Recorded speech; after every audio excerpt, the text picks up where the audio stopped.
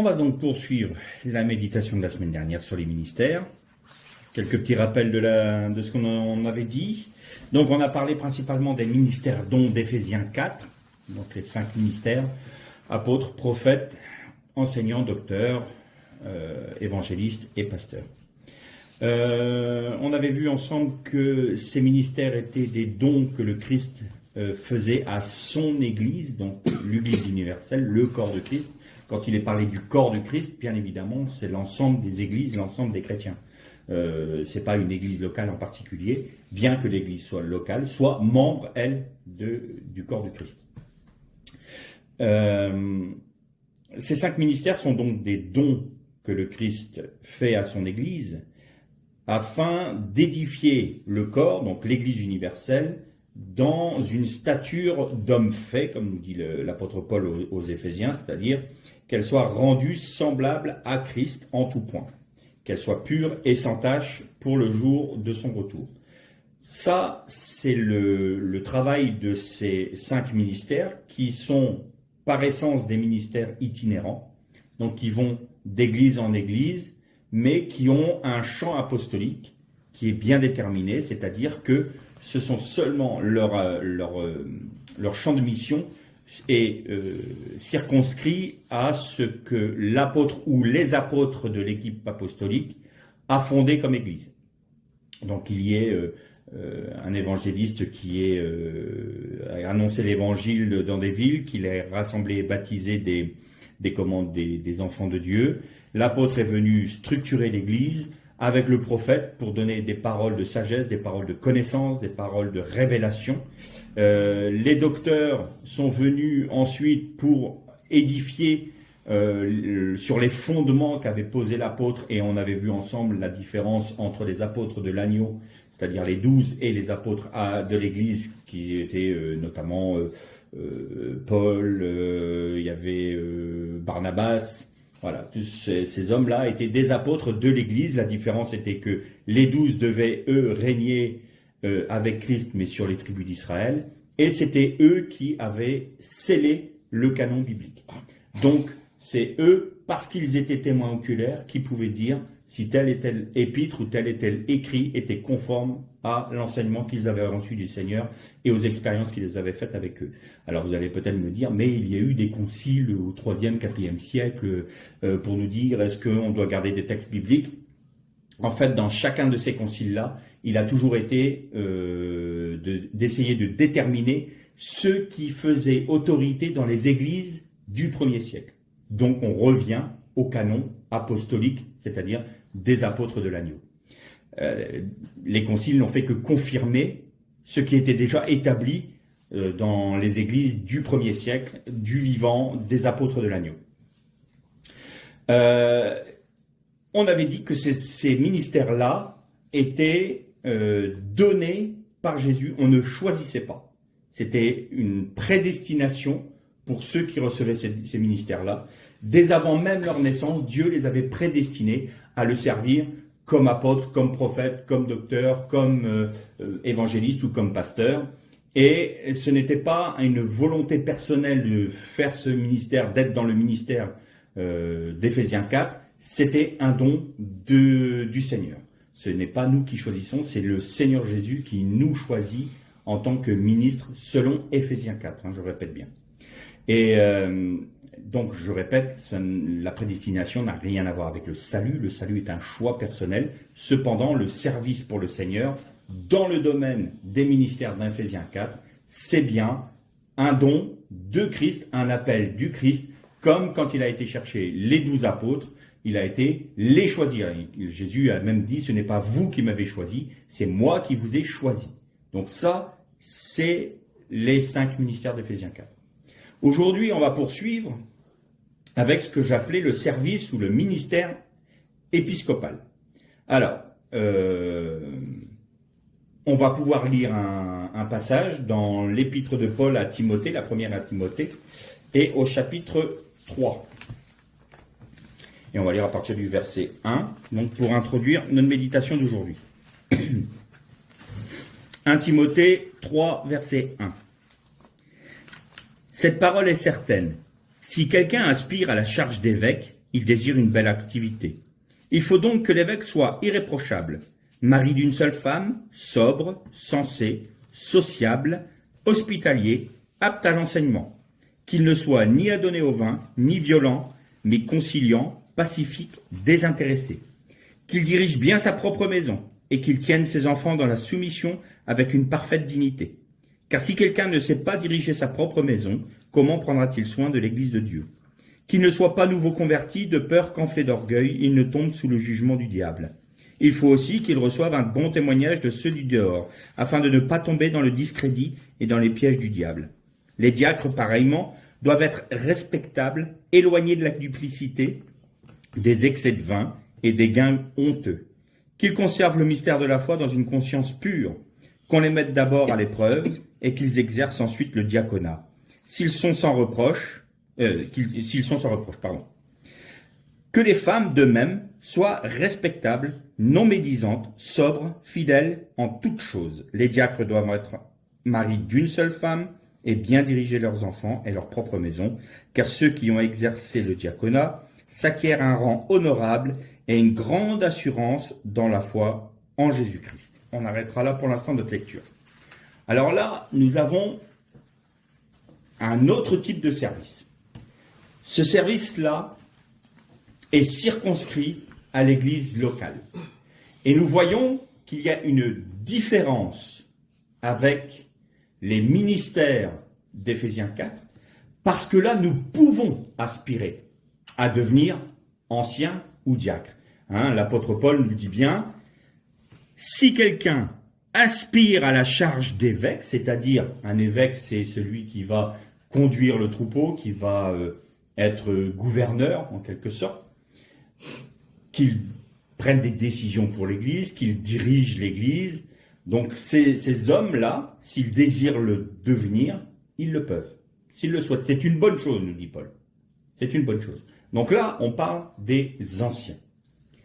Donc, tous peuvent aspirer à devenir anciens, hormis les femmes, parce qu'il n'est pas permis aux femmes d'enseigner.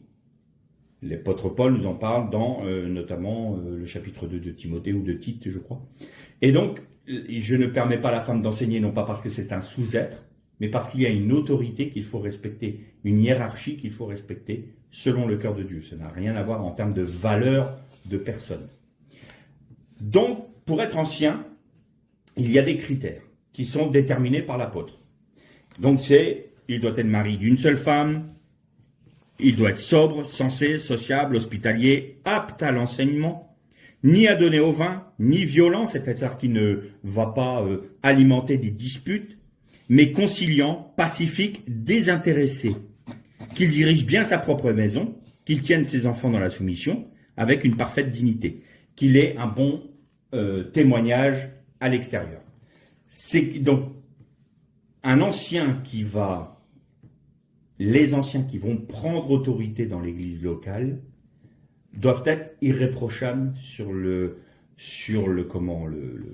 témoignage. Alors évidemment, on ne va pas prendre quelqu'un qui a donné au vin qui va venir à l'église en étant sous. Ça paraît une évidence, bien qu'aujourd'hui on voit tellement de choses, on pourrait se demander. Qu'il soit marié d'une seule femme, c'est-à-dire qu'il n'y ait pas 36 concubines, quoi. Qu'il tienne bien sa maison, c'est-à-dire dans l'autorité du Seigneur, que ses enfants soient élevés dans les commandements de Dieu, qu'il tienne sa maison. Après, quand ils sont adultes, ils font leur choix, mais du moment qu'ils sont sous son autorité, c'est son autorité qui prévaut, et ils doivent se conformer à l'autorité de l'ancien. Qu'il ne soit pas enflé d'orgueil, bien évidemment, parce que là, c'est pour ça que Paul dit qu'il ne soit pas un nouveau converti, parce que ça peut monter à la tête d'avoir des responsabilités dans l'église locale, et tout d'un coup, le Satan, il peut très bien venir et puis mettre ce qu'on appelle des pots de banane, et moi j'ai de conseils à recevoir de personnes, et puis l'église c'est comme ça, et tout d'un coup, il y a une déviance, l'église se retrouve sous la coupe d'une personne qui peut être très dure, et qui peut aussi vouloir mettre des âmes sous son autorité, et les maintenir. On appelle ça des loups ravisseurs, parce qu'ils ravissent les âmes du Seigneur pour les mettre sous son autorité propre. Donc ça, il faut être très prudent là-dessus. Les diacres et les anciens sont reconnus par les ministères d'Éphésiens 4. Donc, c'est les apôtres, justement, quand on dit que l'apôtre vient structurer l'Église, c'est l'apôtre qui va discerner si tel ou tel est apte à devenir ancien ou non. De même pour les diacres. Et vous remarquerez que pour les diacres, c'est exactement la même chose, les mêmes critères, qu'il soit mari d'une seule femme, qui tienne bien sa maison, qu'il ne soit pas donné au vin, ni violent, c'est les mêmes critères. Alors bien évidemment, si ces critères-là sont vrais pour les diacres et les anciens, à combien plus forte raison pour les ministères d'Éphésiens 4. Hein. C'est une évidence. Donc, contrairement au ministère don, là, tous peuvent aspirer à devenir anciens dans l'Église. Alors, vous allez avoir des anciens qui vont être plus à même de gouverner. Je donnais l'exemple la semaine dernière de ce pasteur que j'avais reconnu comme pasteur, qui ne prêchait jamais, hein, Darren, pour ne pas le nommer. Et bien Darren, lui, il administrait l'Église. On voyait bien qu'il mettait une cohésion dans l'Église, il mettait de l'huile dans les rouages, ça se passait bien. Pourquoi? Parce que lui savait, il avait cette capacité de gérer l'Église et de la conduire, je dirais. Donc lui, il avait vraiment une charge d'évêque hein, dans ce domaine-là. Mais il peut y avoir plusieurs pasteurs, plusieurs enseignants. Donc vous allez avoir des anciens qui vont être préposés à l'enseignement. Ils vont avoir la capacité d'enseigner, c'est-à-dire qu'ils vont pouvoir se saisir des enseignements des docteurs et maintenir cet enseignement-là dans l'église locale. Vous en avez d'autres qui vont être dans le pastorat, donc qui vont reprendre un peu ce que le pasteur itinérant fait. Et c'est la raison pour laquelle je dis que parfois il y a des pasteurs qui restent sédentaires dans une église locale. C'est pour ça que le pastorat est charnière entre les deux sortes de services, les deux sortes de ministères. C'est que le pasteur, lui, il va apporter donc des paroles d'encouragement, des paroles de réconfort, il va des répréhensions aussi. On verra ça tout à l'heure un peu plus dans Tite. Et vous allez avoir d'autres anciens qui vont être là parce qu'ils ont la capacité de donner des conseils en termes de paroles de sagesse, de paroles de connaissance aussi. On va retrouver un petit peu la même saveur que dans les ministères d'Éphésiens 4, mais circonscrits à l'église locale. Ils n'auront pas un champ de mission aussi large que l'équipe apostolique. Mais ils devront gérer l'église locale. Ils seront sédentaires dans l'église locale. L'évêque de l'église, c'est-à-dire il y a un ancien qui, par sa capacité qui est reconnue par l'église locale, va avoir cette autorité pour trancher les décisions de l'église. On voit très bien cela dans le livre des Actes au chapitre 15, quand il est la question majeure de l'introduction des peuples païens dans l'église juive. Là, on se pose la question, doivent-ils être circoncis? Est-ce qu'ils doivent être judaïsants? Est-ce qu'ils ne le doivent pas? Est-ce qu'on doit accepter les non-juifs dans le sein de l'assemblée du Seigneur Jésus? Qu'est-ce qu'on prend comme décision? Là, vous voyez que la question était tellement majeure que tous les apôtres se sont rassemblés. C'est ce que je disais la dernière fois. Quand il y a des questions vraiment très épineuses et très importantes à traiter, alors vous avez d'un pays ou d'une région différents apôtres et différents ministères, même d'Éphésiens 4, qui se rassemblent dans les églises locales pour déterminer la marche à suivre. Et là, ils recherchent la pensée de Dieu en se basant, bien évidemment, sur le fondement des apôtres de l'agneau, que ce soit conforme à la Bible. Et donc, ils ont dit, écoutez, nous, on ne peut pas refuser des hommes qui ont reçu le Saint-Esprit. Dieu nous a devancés, j'ai envie de dire. Il a répandu son esprit sur des personnes qui étaient non-juives, et donc on est obligé de les accepter telles qu'elles sont. Celui qui a tranché cette question-là après les discussions, donc il y a l'apôtre Pierre qui a parlé, il y a l'apôtre Paul qui a parlé, les frères qui étaient juifs et qui voulaient judaïser ont pu s'exprimer également. Tous les partis ont pu s'exprimer. Mais celui qui a tranché, c'est Jacques. Il a dit, frère, voilà, en ayant écouté Pierre, en ayant écouté Paul, en ayant écouté chacun, voilà ce que je dis. Ne mettons pas sur les épaules de ceux qui viennent des nations une charge que nous-mêmes n'avons pas pu supporter. Donc on leur demande simplement, et là il reprend les lois noachiques. Et c'est Jacques, l'évêque de Jérusalem, qui a tranché la question.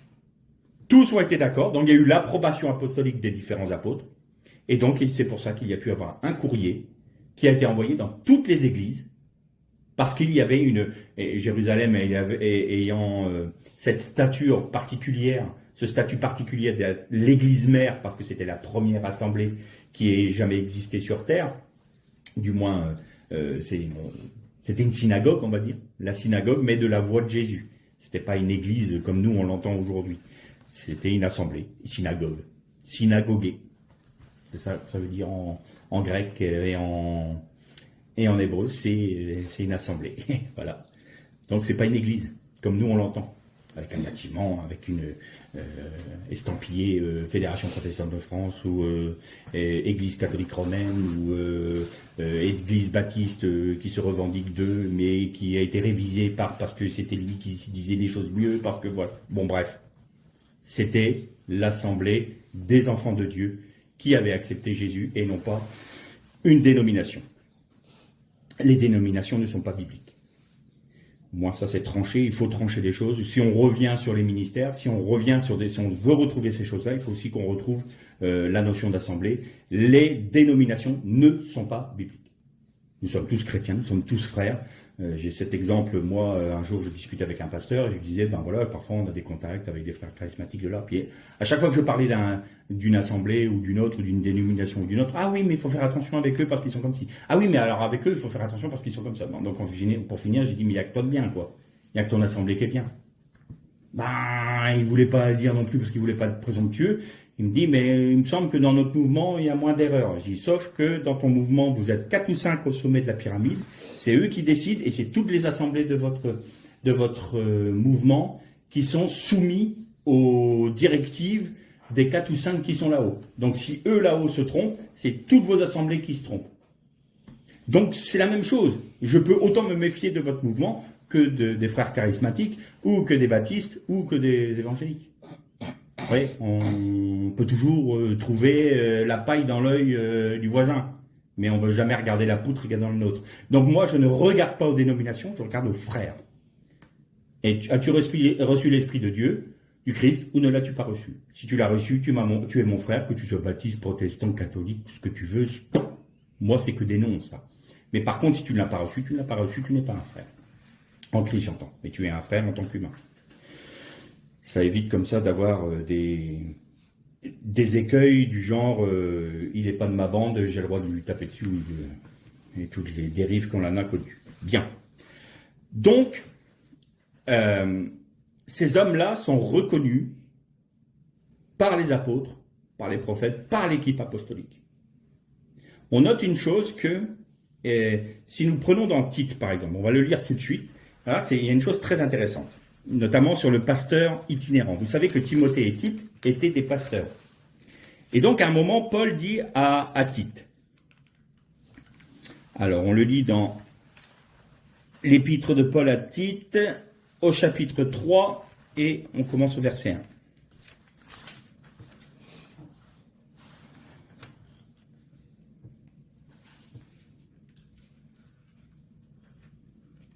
Alors, que je regarde bien, parce que je me trompe, je crois que je me suis trompé de... Non, c'est le verset 1er.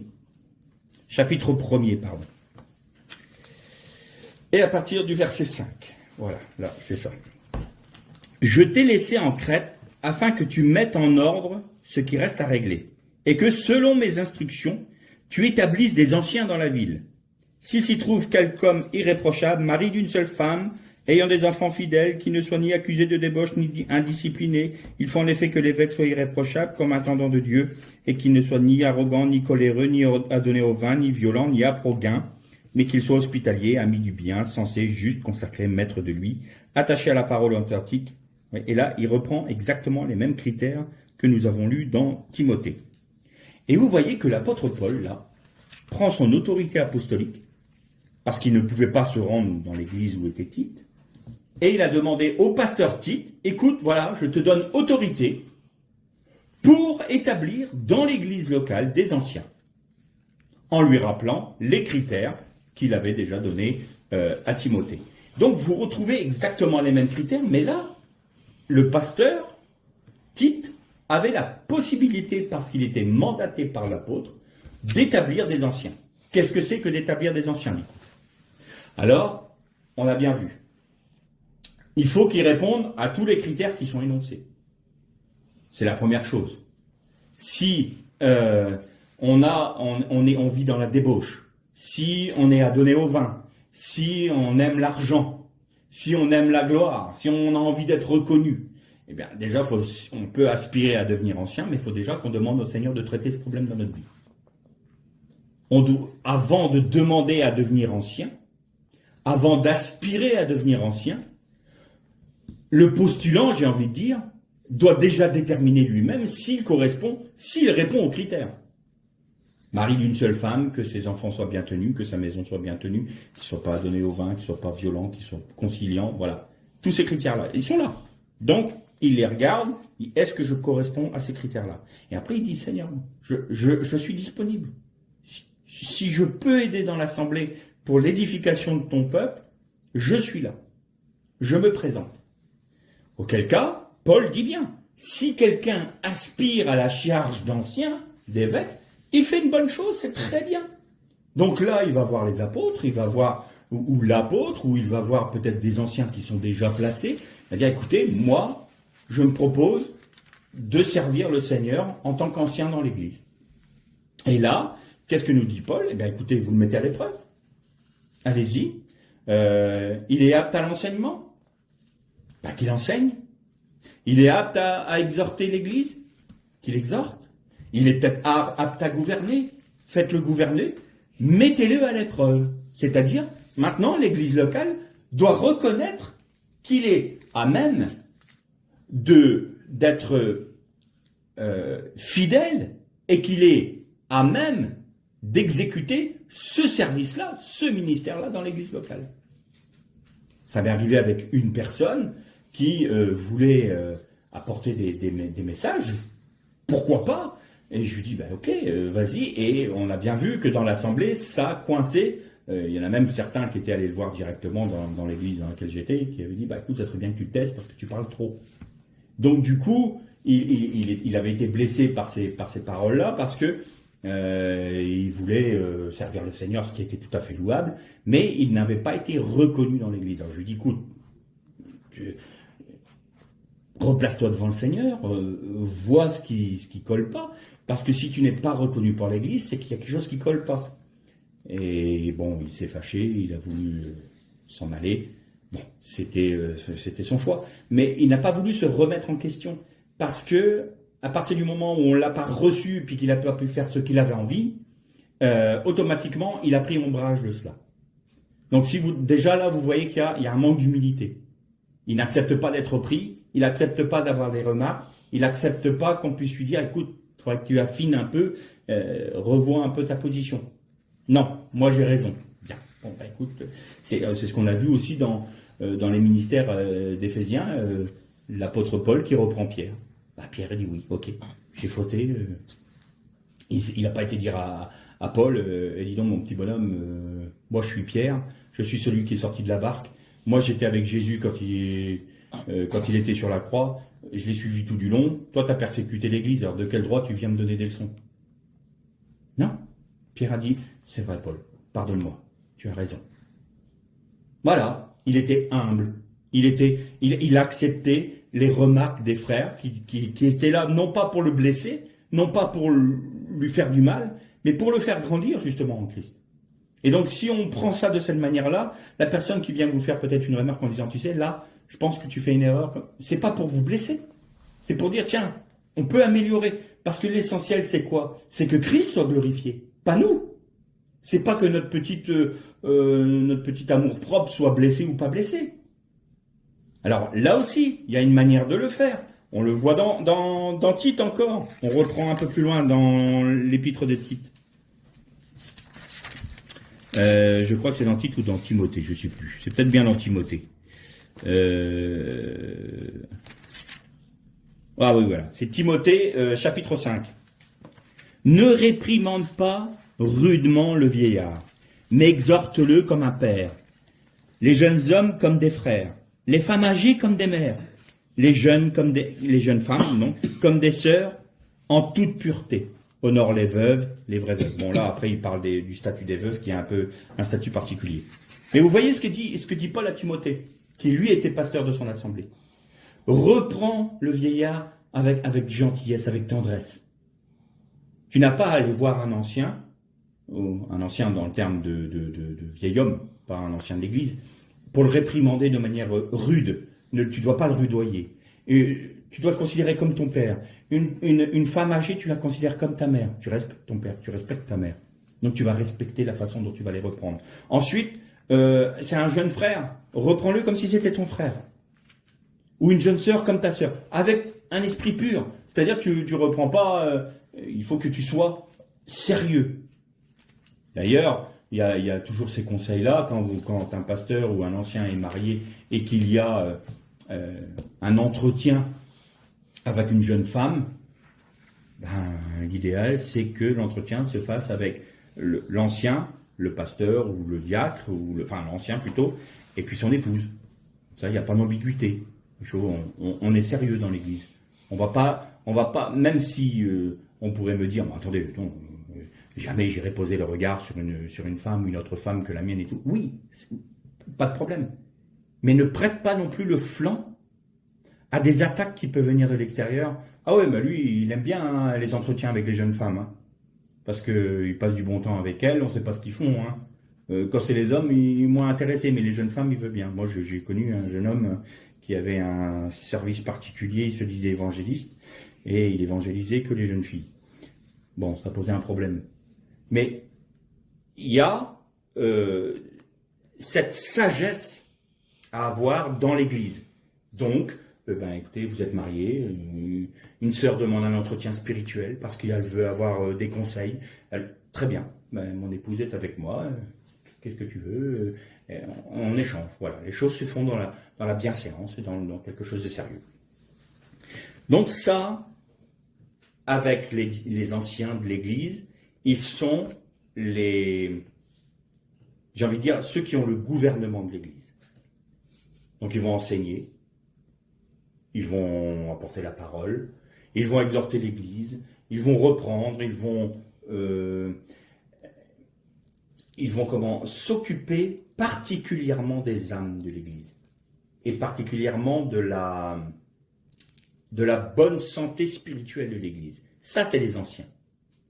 Alors vous allez me dire, oui, mais il faut quand même gérer tout ce qui est humain également dans l'Église, parce que il y a des bâtiments, il faut s'occuper aussi de tout l'administratif, il faut s'occuper aussi avec les autorités. Oui, mais il y a des diacres pour ça. Vous allez voir, le Seigneur n'a rien laissé au hasard.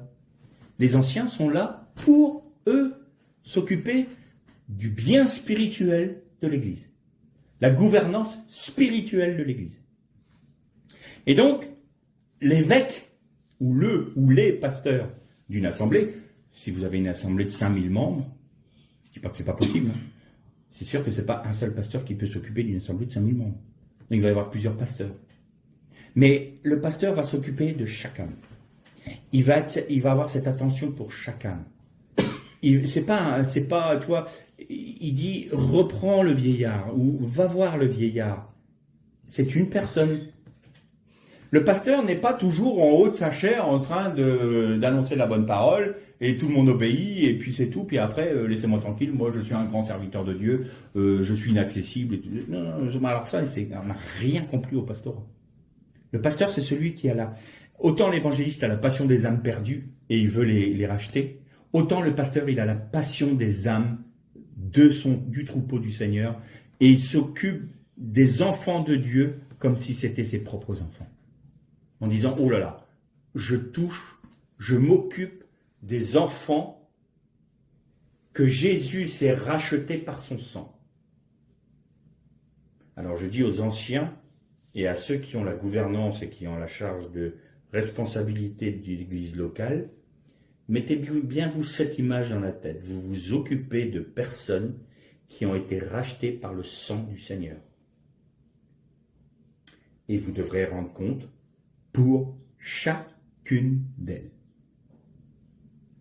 Le Seigneur vous demandera des comptes pour chacune des âmes dont il vous a donné la charge. Je ne dis pas ça pour faire peur, mais je dis ça pour qu'on évite les débordements un peu excessifs, des crises autoritaires et des crises dans l'Église. Vous blessez une âme qui a été rachetée par le sang du Seigneur, le Seigneur vous demandera de rendre compte parce que vous l'avez blessée. Vous lui avez demandé pardon? Non. Le Seigneur dira, qu'est-ce que tu as fait là? Donc tu perds une part de ta récompense. Parce que tu ne t'es pas soumis à moi. Parce que tu n'as pas laissé ma vie passer à travers toi et que tu as repris cette sœur-là, ce frère-là ou cette personne-là avec ta chair et avec ton caractère qui n'est pas passé à la croix. Donc ça, tu n'avais pas à le faire, tu as touché quelque chose que tu n'avais pas le droit de toucher. Si tous les pasteurs, tous les anciens des églises avaient cette pensée-là à l'esprit, qu'un jour ils seraient devant Dieu et que Dieu leur dirait, tiens, on te donne le listing, tous ceux qui étaient sous ta responsabilité. Comment as-tu agi pour elle? Comment as-tu agi pour elle? Comment as-tu agi pour elle? Eh bien, ça en calmerait quelques-uns qui ont des velléités de vouloir mettre sous leur coupe les âmes. Il faut être juste. Hein. On s'occupe de la maison de Dieu. On ne s'occupe pas de n'importe quoi. Le Seigneur Jésus n'est pas mort sur la croix, n'a pas fait couler son sang sur la croix, n'a pas racheté les âmes des uns et des autres pour que des petits orgueilleux prétentieux veuillent leur faire du mal. Si l'Église remarque qu'un ancien agit de la sorte, qu'est-ce que nous a dit Paul? Mettez-les à l'épreuve.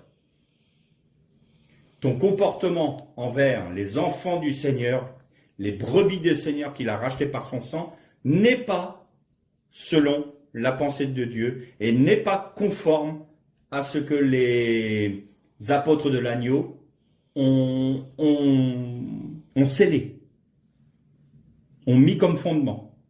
Donc nous ne te reconnaissons pas comme ancien. C'est aussi simple que ça. Tu as touché des âmes, tu as blessé des âmes. Alors, attention.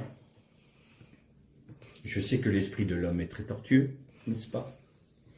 Vous avez parfois un ancien qui est tout à fait droit et bien, va faire peut-être une petite parole de répréhension à une personne qui, elle, ne va pas laisser la croix agir dans sa vie. Et qui va aller se plaindre en disant, ben lui, il dit non, il s'est permis de me dire ci, il s'est permis de me dire ça, le petit freluquet là, moi ça fait 50 ans que je suis dans l'église, j'ai jamais bougé mes fesses, pardonnez-moi l'expression, et lui, il a 25 ans et il se permet de me donner des leçons. Bah oui, peut-être parce que toi, t'as pas fait ton boulot. Alors je suis peut-être un peu incisif là, hein, mais il y a des moments où il faut dire les choses. Et donc cette personne-là peut très bien dire, oui, mais moi je le reconnais pas comme ancien parce qu'il m'a mal parlé, parce que ceci, parce que cela. Bien. Tu te plains. Très bien. Tu ne peux pas recevoir une plainte contre un ancien sans avoir 2 ou 3 témoins. Il faut qu'il y en ait d'autres qui disent la même chose. Parce que c'est trop facile autrement. Vous comprenez? Donc, il y a la responsabilité de l'ancien envers les troupeaux du Seigneur, ça c'est clair, mais les brebis galeuses, comme je les appelle, dans le troupeau, qui sont là à vouloir fomenter du trouble et qui refusent la croix et qui préfèrent laisser leur chair agir, eh bien c'est sur la parole de 2 ou 3 témoins que tu viens te plaindre. Tu vas pas mettre un ancien dehors parce que toi, tout d'un coup, ton petit amour propre a pris une petite griffure. Vous voyez, les choses sont bien établies. Tout est clair, tout est net, tout est précis. Et il n'y a pas de hasard. Donc, voilà comment fonctionnent les anciens dans l'Église. Ils sont là pour gouverner et s'occuper du bien spirituel de l'Église. Au tout début de la marche de l'Église, quand vous regardez dans le livre des Actes, vous voyez que les anciens, au début, ils prêchaient. Ils apportaient des enseignements et en même temps ils administraient l'Église de manière, je dirais, matérielle. Et il y a un moment, ils n'arrivaient plus à leur charge. Et ils n'arrivaient plus. Et là, on voit bien qu'il y en a un qui a dit, mais attendez, vous prenez des personnes qui soient remplies du Saint-Esprit. Ils en ont choisi 7, dont Philippe.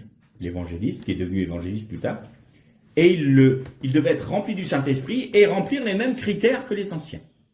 Et eux, ils étaient ce qu'on appelle dans le livre des Actes, préposés au service des tables. Alors ça ne voulait pas dire qu'ils étaient en train de mettre la table et débarrasser la table. Déjà, il n'y avait pas de table à l'époque. On mangeait allongé sur le coude gauche. Mais ils administraient tout le côté matériel de l'œuvre. Ça implique quoi? Ça implique beaucoup de choses. Donc là, on sort des anciens et on arrive dans le diaconat. Le diaconat, c'est le seul service qui est ouvert aux femmes. La femme, mais Paul en parle, que les femmes soient de telle manière et de telle manière. Donc là, dans la diaconie, la femme est à toute sa place. Alors, ça revêt quoi? Ça revêt, on va prendre dans notre génération maintenant, parce qu'à l'époque c'était différent, mais aujourd'hui, vous devez monter une association, il faut rendre à César ce qui est à César, donc automatiquement, à partir du moment où il y a des dîmes et des dons, il y a forcément une structure qui doit être bâtie pour respecter les lois de notre pays. Donc là, eh bien, les diacres vont s'occuper de tout ce qui va être administratif, tout ce qui va être les banques alimentaires. Je vais donner des exemples d'œuvres qui s'accomplissent. Ce qu'on appelle en général, nous, l'association culturelle qui est associée à l'association cultuelle. Eh bien, dans la culture, vous avez une bibliothèque, une librairie, la vente de livres, de CD. Vous allez avoir le côté administratif, donc avec les autorités. Et vous allez aussi avoir toutes les œuvres caritatives. Donc, vous allez avoir, il y a des églises qui ont des indigents près de chez eux. Ils sont là pour apporter la nourriture, pour apporter le secours. Et si le Seigneur ouvre des portes et tout, il va donner la capacité à ces diacres-là ou ces diaconesses pour peut-être faire un refuge, pour accueillir des personnes dans le besoin, pour accueillir des personnes qui dorment dans la rue. Et ça peut être auprès des prostituées. Alors, voilà aussi une des raisons pour lesquelles c'est intéressant d'avoir des diaconesses. Parce que si les diacres doivent aller évangéliser les prostituées, ça peut faire un peu désordre. Vous voyez, vous allez approcher une prostituée. Je suis le frère de l'église d'un tel. Mais je le vois tous les jours avec des prostituées. Vous voyez, c'est la sagesse, simplement. Voilà, ça va être toutes ces petites choses-là. Tout ce qui va avoir un rayonnement sur matériel et logistique de l'Église. Ça, c'est le diaconat. Vous avez des femmes qui sont merveilleusement équipées par le Seigneur pour aller apporter le secours, le besoin aux personnes. J'en connais une, elle est taillée pour ça, cette sœur-là. C'est incroyable. Et vous en avez d'autres, comme on voit par exemple dans le livre des Actes, à un moment, il y a une sœur, j'ai oublié son nom, elle recevait on les appelait les saints, elle recevait les apôtres, l'équipe apostolique, elle les accueillait chez elle. Ou elle accueillait l'église chez elle, dans un premier temps. Ça aussi, c'est de la diaconat, c'est du diaconat. Donc, vous voyez que tous ces services-là, c'est bien dans l'église locale. Vous avez les anciens, qui eux vont s'occuper de l'aspect spirituel de l'église locale, et vous avez les diacres, qui eux vont s'occuper de l'aspect matériel de l'œuvre. Et tout se fait dans l'harmonie, tout se fait dans la communion, et tout se fait, tous doivent être remplis du Saint-Esprit et donner un bon témoignage.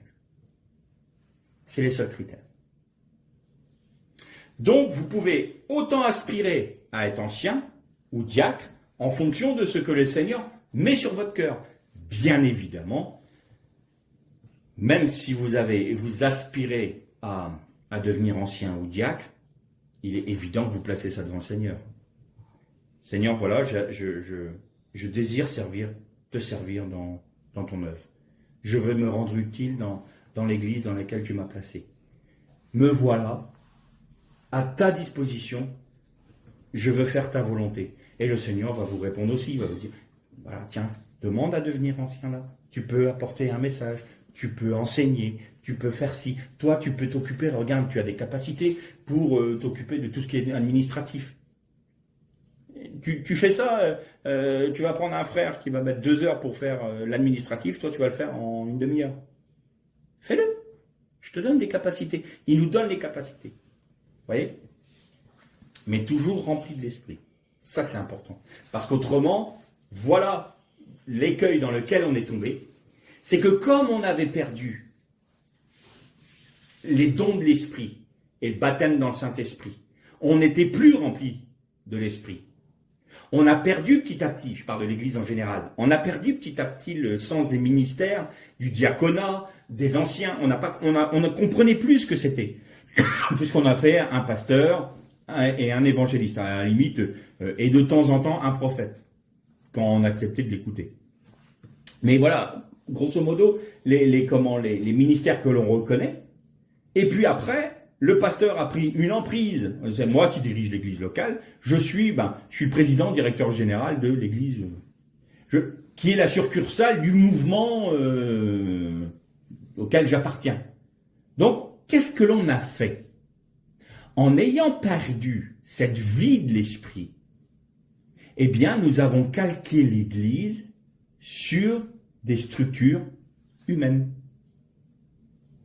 comme une entreprise. Et comme on est une association, maintenant, les anciens de l'église, c'est l'église qui vote. Pour élire quoi? Le bureau de l'association. Donc moi, qui suis pasteur aujourd'hui d'une église, parce que j'ai été reconnu ancien, et que l'église a dit, oui, effectivement, tu es à même d'apporter un enseignement, tu es à même d'apporter une parole d'exhortation, tu es à même de nous gouverner. Toi, on voit bien que tu tranches dans l'église les questions qui sont importantes. Donc on reconnaît que tu as cette capacité que le Seigneur t'a donnée pour faire ce travail dans l'église. Bien, tous les 2 ans, tu es susceptible de changer. Pourquoi? Parce que l'église décide de faire voter pour le bureau. Donc ce n'est plus les apôtres qui reconnaissent les anciens, c'est les membres de l'église qui, eux, vont choisir, le jour où le pasteur, je me rappelle, le 15 février de l'année dernière, il m'a fait une réflexion qui ne m'a pas plu. Je ne vais certainement pas voter pour lui. C'est des élections. Le club de cyclistes du coin, c'est exactement la même structure. Ou le joueur de pétanque, ou le club de pêche. Même structure. Il ne me plaît pas. Le trésorier, il ne me plaît pas non plus. On le dégage, on va changer. Et moi, j'ai connu une église importante où il y a une famille qui a pris le contrôle de l'église par ce moyen-là. Et c'est devenu invivable. Invivable. Parce que c'était elle qui dirigeait tout. Donc, dès que quelqu'un voulait dire quelque chose, il fallait qu'ils aient l'aval d'un membre de la famille parce qu'ils avaient chapeauté l'église. Rien compris. Ils ont oublié un détail, ils vont devoir rendre compte de tout ça aussi. Voilà, ça, de temps en temps, on oublie un peu ce genre de choses. Donc, les anciens qui ont été reconnus comme étant à même d'apporter ce à quoi ils ont été appelés, ou qu'ils ont été équipés, enseignement, gouvernance, exhortation, parole de connaissance, parole de sagesse, tout ce qui concerne le spirituel. Il n'y a aucune raison de les changer. Le Seigneur ne fait pas un service un jour, puis le lendemain, il dit non, toi, ça y est, tu as fait ton job, on n'en veut plus. Tous les 2 ans, il ne va pas changer. Il n'y a pas de raison. Par contre, l'Église a un droit de regard quand même. C'est-à-dire qu'on est toujours dans cette mettez-les à l'épreuve. Tout comme les ministères d'Éphésiens 4. S'il y en a un qui dérange, qui déraille, j'ai envie de dire, et on lui dit, soit tu te reprends, soit on te reconnaît plus comme apôtre, prophète, docteur, évangéliste, peu importe. Vous voyez? Donc il y a toujours cet aspect où l'Église a son mot à dire, c'est-à-dire, attention, là on a un problème. Je trouve que notre frère, là, depuis quelque temps, ces messages, moi je les trouve plus tellement basés sur le fondement des 12 apôtres. Alors là, on peut aller voir les autres anciens. Est-ce que vous avez trouvé la même chose? Et là, 2 ou 3 vont voir le frère en disant, écoute, là, on a remarqué qu'il y avait quelque chose qui clochait chez toi. On s'est dit, oh, pardon, j'ai dû. On est tous faillibles, on a le droit de se louper. Il y a des moments, moi je me suis loupé, je me louperai encore, c'est évident, on est faillible. Mais quand ça devient récurrent, ça pose un problème à l'Assemblée parce que ça apporte du trouble. Donc il faut que là, il soit repris. Mais à part ça, il n'y a aucune raison. Après, vous avez un diacre qui est très bien dans ce qu'il fait. Pourquoi en changer? Pourquoi modifier les choses? Il peut y en avoir d'autres qui se lèvent pour épauler, pour perdurer l'œuvre, bien entendu. Mais pourquoi se débarrasser des autres? Vous voyez, cette côté de l'élection me pose un problème. Parce que je ne trouve pas que ça soit biblique. C'est les apôtres qui, eux, structurent l'Église et qui nomment les anciens. Donc, il n'y a aucune raison que l'Église locale, après, prenne autorité sur l'autorité apostolique pour dire non, ce qu'il a reconnu là, nous, on ne l'en veut pas. Vous voyez? Ensuite, il faut un bureau pour les autorités de notre pays. Ok. Eh ben, on élit un bureau. Voilà, il y aura un président. Eh ben, faites en sorte que le président, ce soit l'évêque. Celui qui gouverne l'Église. Voilà, ça paraît logique. Il faut être logique aussi. Le Seigneur nous a fait avec un certain bon sens, il faut qu'on l'utilise aussi. Donc, rendez à César ce qui est à César, mais rendez à Dieu ce qui est à Dieu. Et ne prenez pas ce qui appartient à César pour le copier, pour faire un calque sur lequel ce que vous allez rendre à Dieu soit de la même forme. Surtout pas. C'est pas le monde qui doit calquer l'Église, c'est l'Église qui doit imprégner le monde, pas l'inverse. Autrement, c'est plus une assemblée, c'est un club de dominos. Donc ça n'a plus rien d'une assemblée. Vous voyez? Et puis ça évite aussi des écueils du type des personnes qui veulent prendre des contrôles. Donc, écoutez, il va bientôt y avoir les élections. Pensez que là, vous avez plein de pourparlers qui commencent à bruiter dans l'église, et puis il y a des clans qui se forment, et puis c'est ce qui s'est passé à Corinthe. Bah, moi je suis d'Apollos, moi je suis de Paul, moi je suis de Céphas, moi je suis encore plus fort que vous, je suis de Jésus. Ah oui. Bah oui. Vous êtes rien du tout. Vous êtes des gens qui n'avaient rien compris. Et vous êtes des gens qui faites des sectes dans l'église. Vous êtes des gens qui font des séparations dans l'église. Alors que Dieu nous appelait à être unis. Donc ça, ce n'est pas acceptable. Voilà comment fonctionne donc le service épiscopal. Les anciens, spirituels, les diacres, tout ce qui est matériel de l'Église.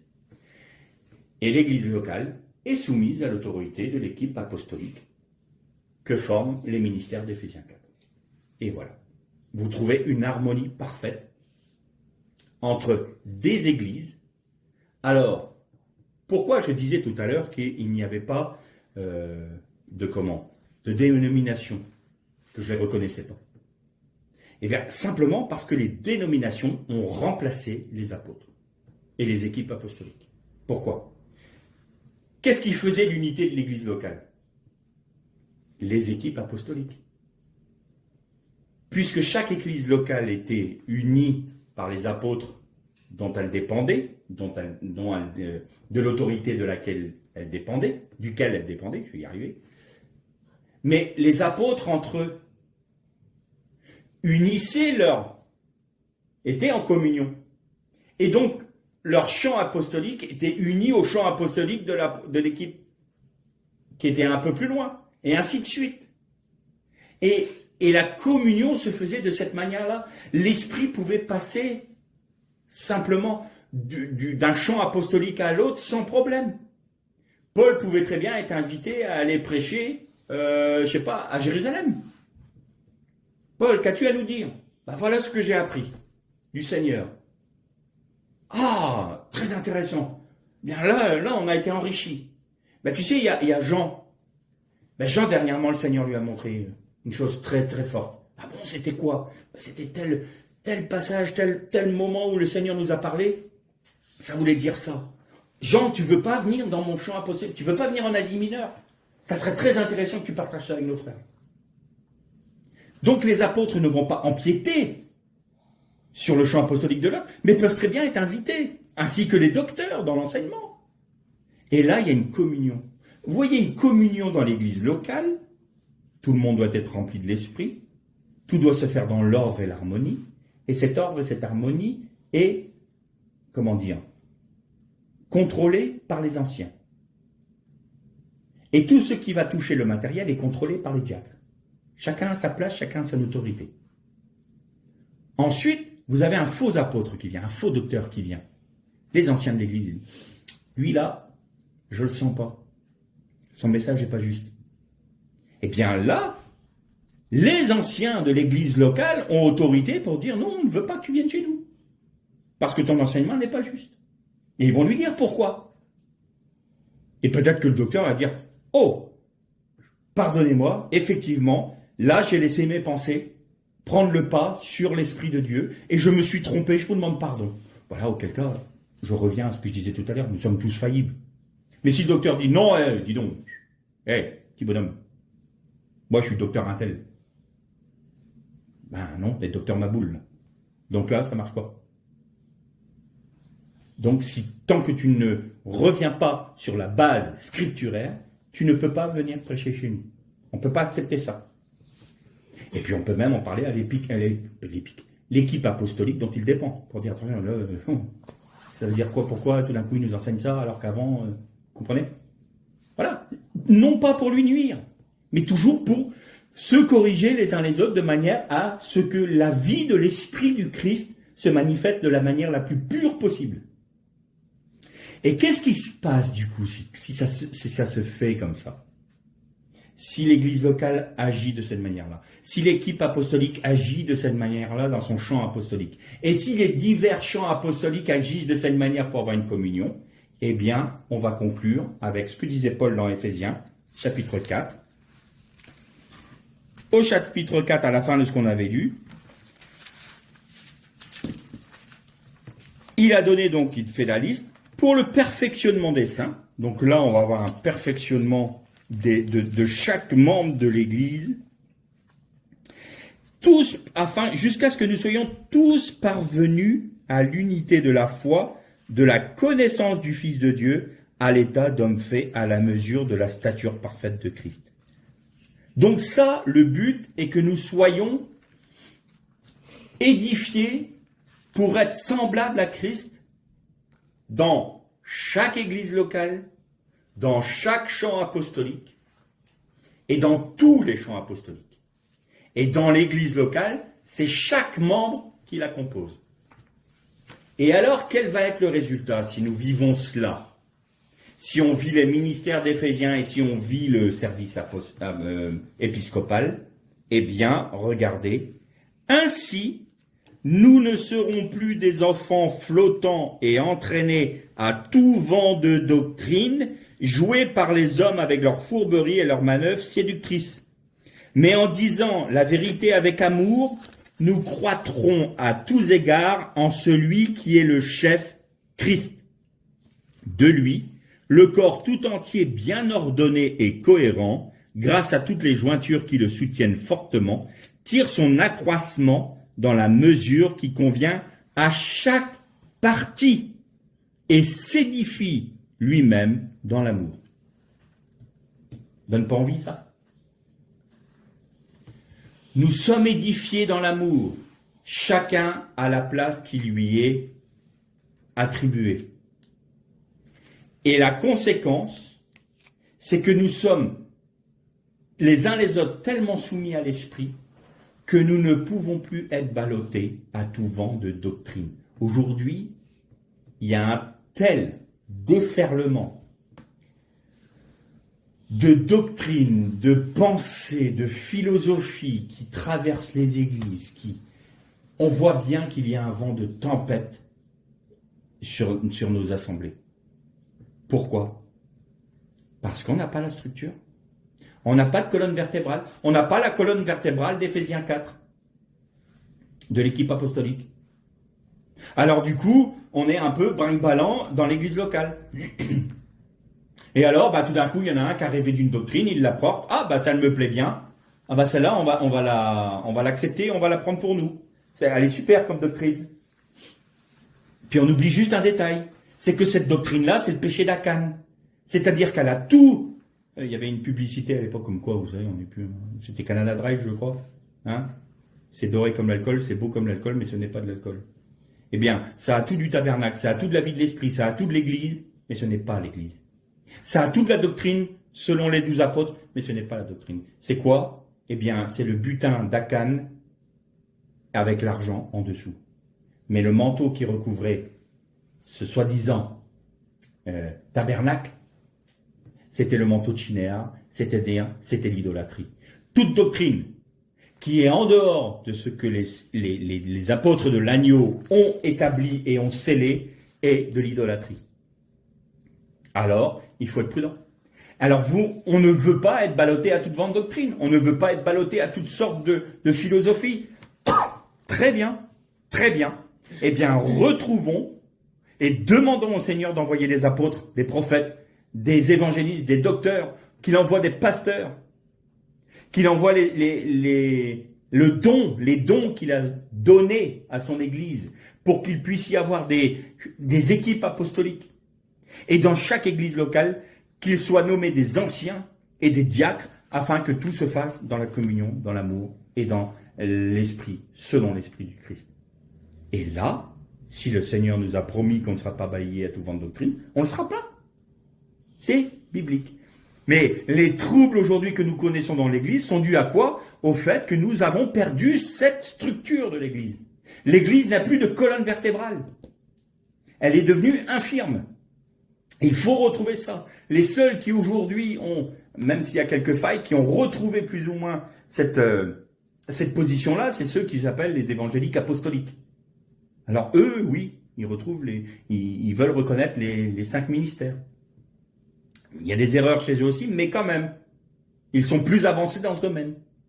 Mais nous, dans le monde évangélique issu du réveil de Pentecôte, oh mais tout ça, c'est oulala, c'est passé, c'est oublié. Il n'y a plus d'apôtres, il y a un prophète. Maintenant, on a un don prophétique.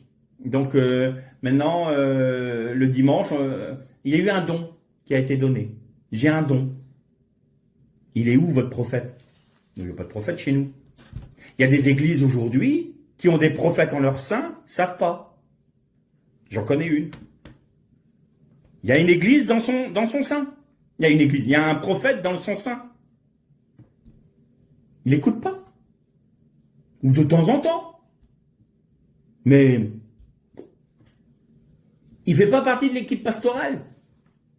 Il n'a pas coché la bonne case, pasteur ou évangéliste. Donc, t'es rien, quoi. T'es un ancien, oui, un ancien, ça peut apporter la parole. De temps en temps, vas-y, tu fais ça. Mais c'est un prophète.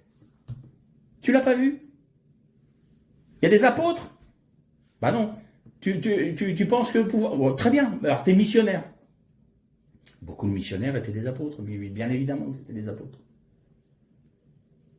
Mais aujourd'hui, un apôtre en France, pourquoi voulez-vous qu'il y ait un apôtre? Non, il y a des pasteurs pour ça. Donc on va envoyer l'évangéliste de l'église de telle ville, et on va ouvrir une succursale à telle autre, là-bas. Mais elle dépend de nous. Vous avez vu que le champ apostolique a glissé de l'équipe apostolique vers une assemblée locale. Une assemblée locale qui va faire monter des succursales. Quand je vous dis que c'est exactement la même structure que le commerce humain, que les entreprises humaines, c'est exactement ça. Nous, on a une entreprise qui marche bien, on va ouvrir une succursale là-bas. C'est le même groupe. On fait partie du groupe machin.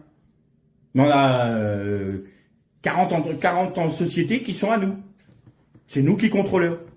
Moi, je suis la société mère. Ici, c'est la société mère. Je suis le président directeur général de la société mère.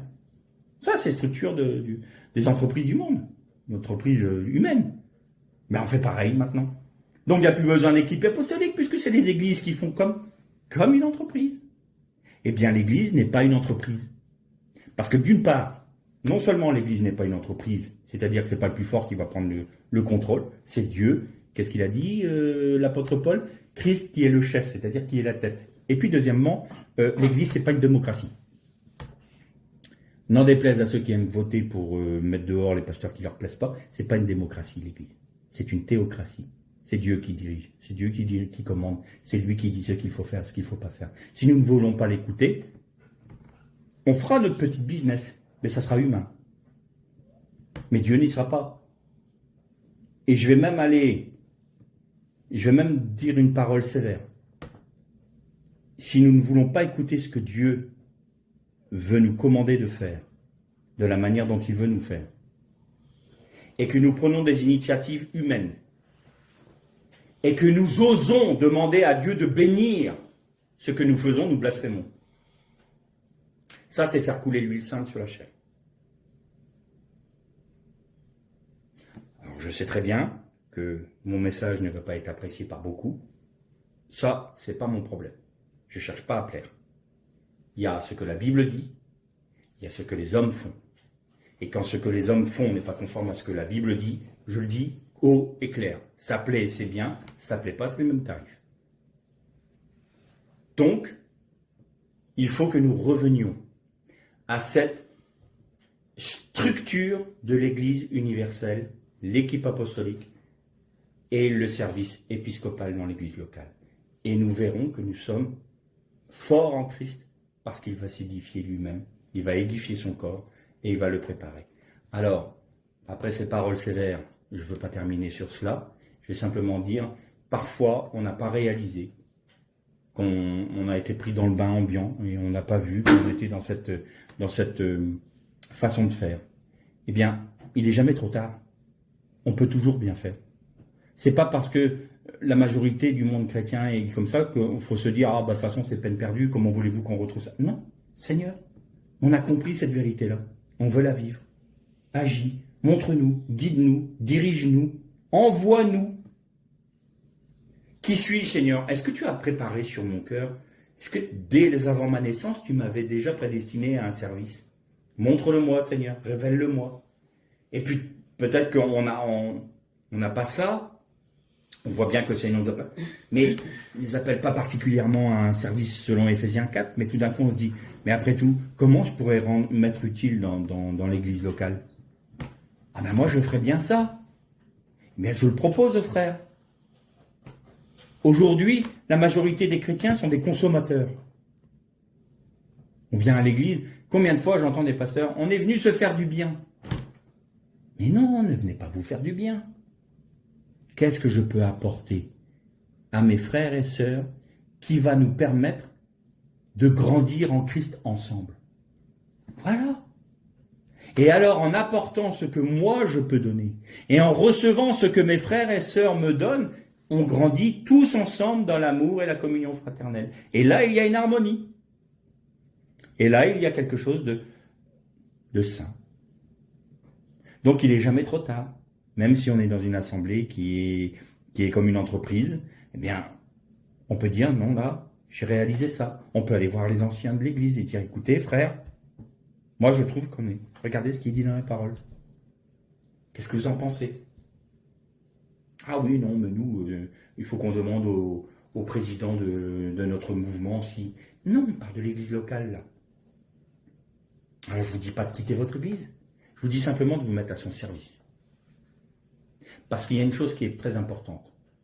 Et je terminerai par ça. Le Seigneur nous dit, ce n'est pas par la puissance ni par la force, mais par mon esprit. Si nous sommes dans cette disposition de cœur d'être disponibles dans les mains de Dieu pour qu'il puisse nous utiliser, nous plaçons ça devant le Seigneur et nous le laissons agir. Parce que c'est lui qui le fera. Il ne faut pas prendre des initiatives. Parce qu'on a réalisé qu'il y avait cette vérité-là, puis on va dire, bah, puisque c'est comme ça, moi je vais aller voir le pasteur, et s'il n'est pas d'accord avec moi, je vais emmener tout un groupe, et puis on va faire une autre église. Non, on n'est pas pour les divisions. Seigneur, voilà, on a réalisé que dans ta parole, il y avait telle chose, et nous ne le vivons pas. Seigneur, nous voulons le vivre, mais regarde, nous sommes dans cette situation-là, nous sommes dans cette position-là dans l'église, on n'a pas de puissance, on n'a pas de pouvoir. Et le Seigneur vous dit, tant mieux. Parce que maintenant, c'est à moi d'agir. Mais est-ce que vous le voulez? Ce n'est pas par la puissance, ce n'est pas par la force, mais par mon esprit, vous dit le Seigneur. Que le Seigneur vous bénisse.